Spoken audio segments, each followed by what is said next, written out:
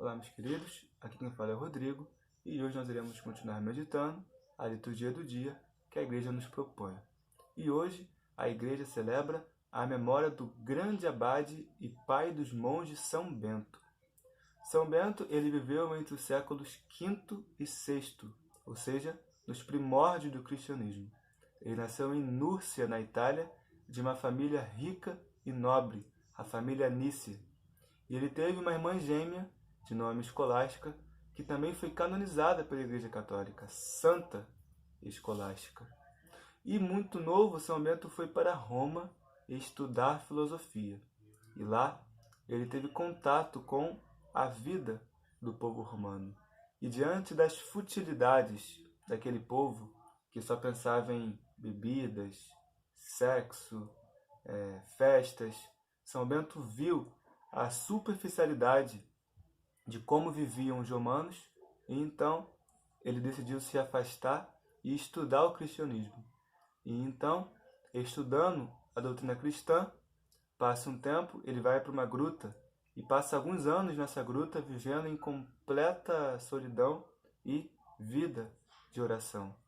E então ele decide entrar no mosteiro.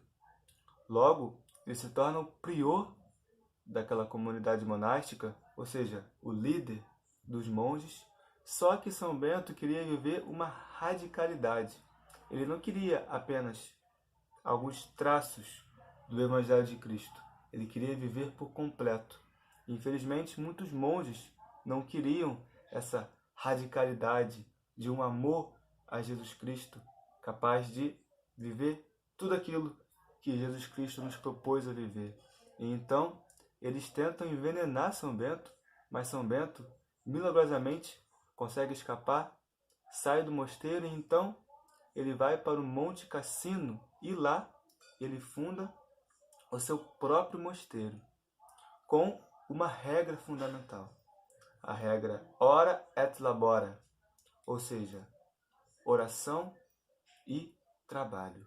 E como os principais símbolos da sua regra de vida, a cruz, ou seja, a oração, a vida contemplativa, e o arado, que representa o trabalho, a vida ativa. Então, podemos dizer que a regra de São Bento, ela uniu essas duas realidades, a realidade da oração e do trabalho, da vida contemplativa com a vida ativa. E isso iria nortear os mosteiros do Ocidente que viriam depois de São Bento. Todos eles teriam, essa mesma base fundamental de oração e de trabalho. Porque, de fato, existe aí uma ordenação da vida humana extraordinária. Porque nós, seres humanos, nós temos corpo e nós temos alma. Nós não somos igual aos anjos. Temos um corpo.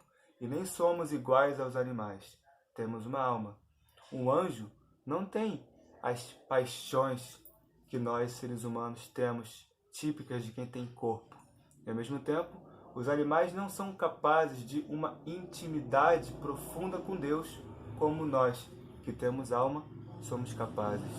E então, eu reordeno as coisas conforme Deus criou.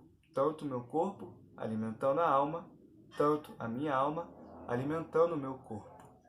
E aí, através do trabalho, da vida ativa, eu reordeno a relação do meu corpo com o resto da criação. E através da oração, vida contemplativa, eu reordeno a relação da minha alma com Deus. E, estando as duas pontas ordenadas, o meio também fica ordenado, ou seja, a relação entre o meu corpo e a minha alma. Então nós vemos aqui uma perfeita realização do ser humano, porque tendo corpo e tendo alma, precisamos cuidar desses dois aspectos de nossa vida. Podemos dizer que São Bento, com a sua regra, com o seu mosteiro, que depois cresceu e frutificou pelo mundo inteiro, nós temos aí a plena realização e felicidade daquilo que é o ser humano, criado e querido por Deus. Então, que possamos no dia de hoje, inspirados pelo modelo deste grande patriarca, padroeiro da Europa, São Bento, e contando com o auxílio dele, da Virgem Maria e do próprio Deus, como nós vemos no Evangelho de hoje, São Mateus capítulo 10, Jesus continua instruindo seus apóstolos e ele diz o seguinte: o discípulo não é mais que o mestre, o servidor não é mais que o patrão. O servo não é maior que o seu senhor, ou seja, estamos debaixo de Deus, Deus acima de nós. E lá no final, Jesus diz assim: até os cabelos de vossa cabeça estão todos contados, não temais. Portanto, temos um Deus poderoso e ao mesmo tempo compassivo, que nos auxilia a trilhar esse caminho de reordenação daquilo que nós somos, corpo e alma, a nossa relação com os bens exteriores e a nossa relação com o sumo bem, que é Deus.